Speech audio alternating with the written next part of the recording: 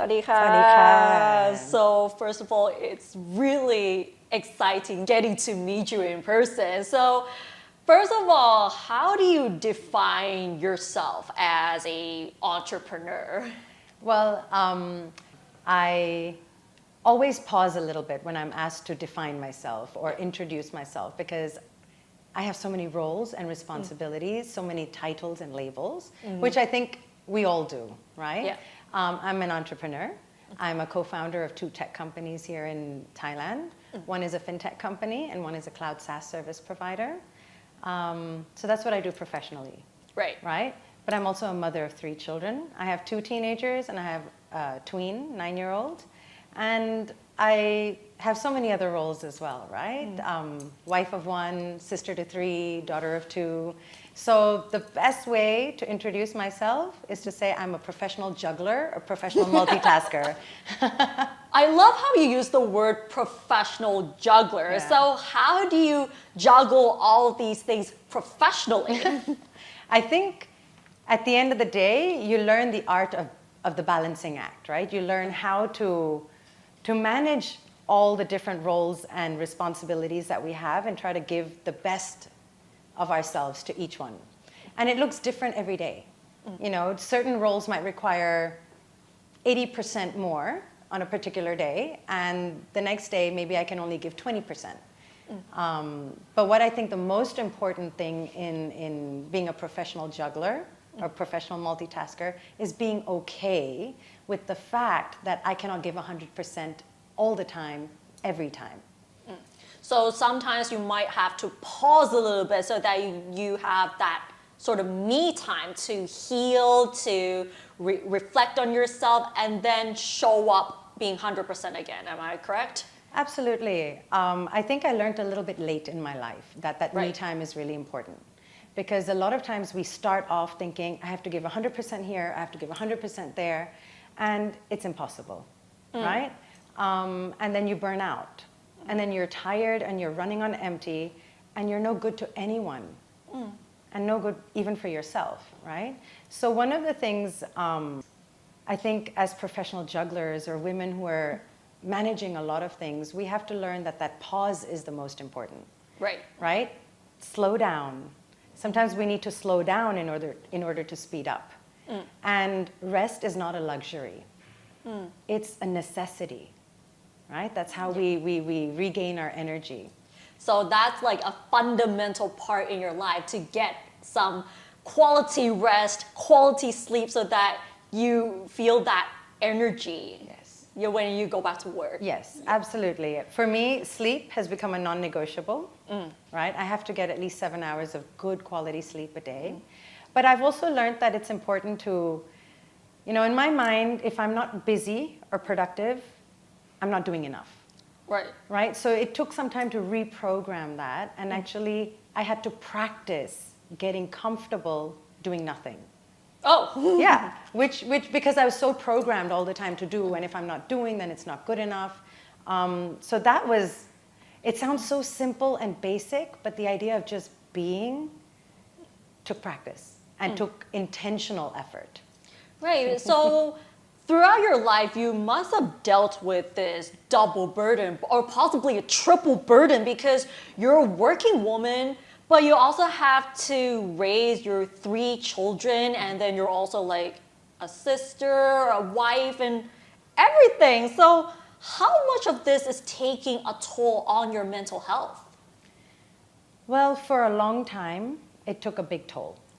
Right? Because not just everybody expects you to be there and show up in your best in each of those roles. It's also our conditioning that we have to be the best.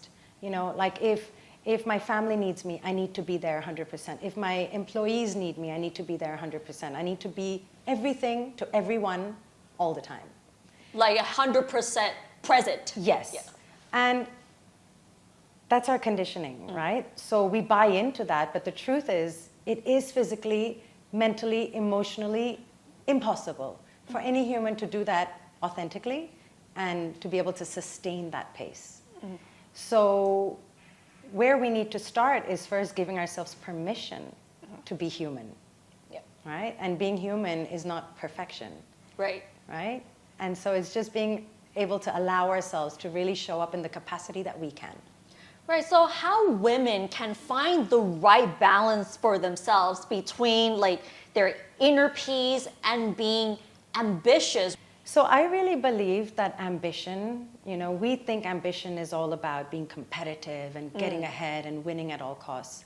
But I feel like if you really, peel back the layers, at its core, ambition is really a belief in my own potential. It's a belief that, hey, I can do this, I'm capable of it, and more importantly, I'm worthy of it, right? But what is that success? I think we have to pause and redefine that for ourselves. Is my definition of success and doing it all, is that what I want? Or is that what society tells me it should be? Or is that what my parents wished for me, right? So I think the best way of going about it is if we were to sit back and list our 3 non-negotiables, okay? What are the 3 things in life that we're not willing to compromise on, right? So for me, personally, number 1 was my kids, my family, right? I've brought them here into this world. Being a mother really is my most fulfilling role. So number 1, I will not negotiate on that. Secondly would be myself, because I am the container, I am the vessel that's going to carry me through this life. So my health has to be a priority. And of course, the third would be the work that I do, right? Which I'm very committed and passionate about. So if I have 3 non-negotiables, that helps me prioritize and make decisions. Anything that doesn't serve these 3 things may not be a priority. Right. But I really feel that for me, that's the best way of juggling and seeing what to say yes to and what to say no to. Right, so should women ever sacrifice to succeed in life? Well, that's a really good question. I think firstly, we all need to make sure we have a really good support system, whatever that looks like for us, right? To help us be able to succeed. And secondly, we need to know what success means to us. We have to be very clear about it. Is this our definition of success? And a lot of times what we'll find is if we are very clear about our priorities and our non-negotiables, we will find success is complementary. So if you're clear about your non-negotiables, then you don't feel like you're sacrificing anything because all your decisions are aligned to what is important to you and what you value. Right. And nowadays, especially in Thailand, there are more female business leaders, whether it's in business or in tech companies or in large conglomerates, but then most of them are still expected to deal with the unpaid work, whether it's raising their children, doing the household chores, or anything that people often tell them to do because they are simply women or the wife or the mother. So from your perspective, why do these gender norms and patriarchal beliefs still exist, especially in Thai culture? Yeah, absolutely. I think at the end of the day, it comes back to your support system, right? And the people who are part of that support system, let's say, myself and my husband, we've both co-founded these businesses together, right? And it is a work in progress. It is understanding that, hey, look, I'm coming back from the office. I'm as tired as you are, but I still have to manage the children. I still want to be there, right? So how can we as a team work together so that we're both not depleted or drained and it's tag team, right? We need to work together so that we're complementary instead of putting all the load on either him or me, right? Because traditionally it would be the men would go and work, women would be at home raising the children, right? These are traditional gender norms. Yeah. That at least I grew up with that. My mom was home, my father would go out. So that was already a good separation, a good partnership, separation of roles and responsibilities. But now, if I am joining the workplace, then the discussion and the conversation with my partner has to be, okay, I'm coming here, so how can you do more here in what was traditionally supposed to be my arena? How can you join me here? So a lot of it is conversations. We're one of the first generations to be having this, to be facing this type of life where women are going out into the workforce, want to work, want to have families together, right? And if we were just to be able to speak to our partners and our support system, we can have it all. We can do it all, right? But it's everyone's willingness to play their part and everyone's willingness to perhaps do more than they've done before or do differently than they've done before. So you may have witnessed these traditional norms from your parents and possibly your parents' friends in terms of the gender norms and the roles of women, especially in the household. So how do you think that has changed over the years up until your generation? Yeah, it was absolutely an uphill battle, because for as long as I can remember, I remember being told, not just from my parents or my immediate family, but from the culture I was living in, that really the only purpose I had in my life was to get married, to be a good daughter-in-law, a good mother, and a good wife, in that order. That's how my value as a woman would be measured, and that's all I had to worry about in life, right? And so I always rebelled against this because I believed I could do more, because I believed I had it in me to do more. And it's been an uphill battle, but again, it comes back to the fact that fundamentally, it's the support system around you, right? It's asking everyone to say, hey, we're going to try something different. I'm going to work.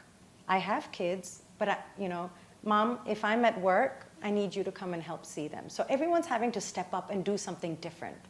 Everyone, and having that conversation with everyone around to say, how willing are you to try something different, to try something new here? It's not what we grew up seeing.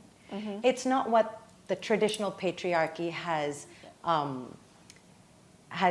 drawn out for us or has sort of put out there as the way to do it, but we're going to try something different. Right? The patriarchy is very, very clear and very rigid that this is how things should be, right? And that's, a lot of us grew up with that. But if I'm saying, hey, let's try something different, everyone around me needs to be willing to do it along with me. If I'm the only one doing it, then I'm trying to force a situation and it's going to be too exhausting for me. I'm going to be taking on too much of the load and I will eventually break down. Would you define yourself or call yourself a superwoman?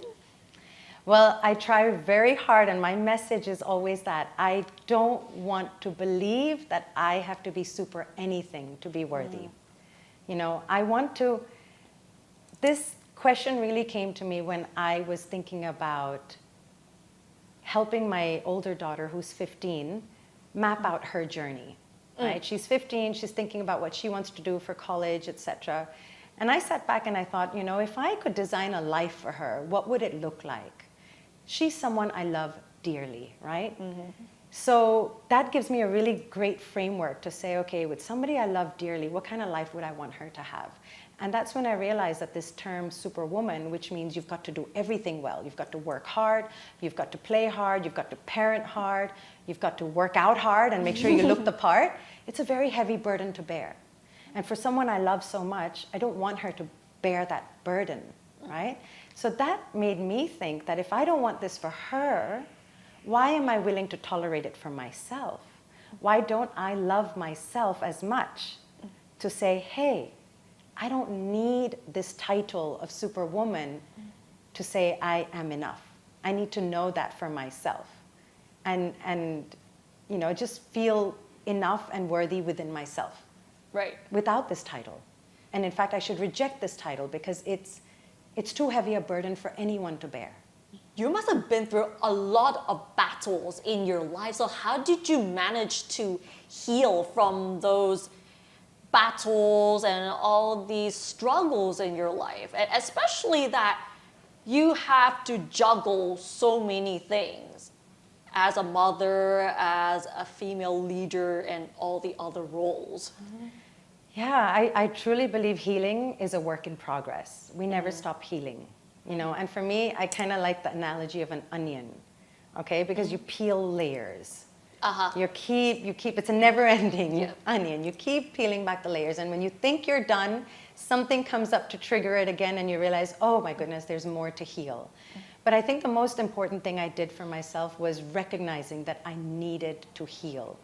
And it's not just my stories. I am carrying the trauma of all the women who've come before me, right? And not just my family tree, but the whole culture. We all carry that. Right? So there are triggers in life that I believe are gifts. That's the way I've learned to see challenges. They are gifts to tell me what is in me that needs to be healed.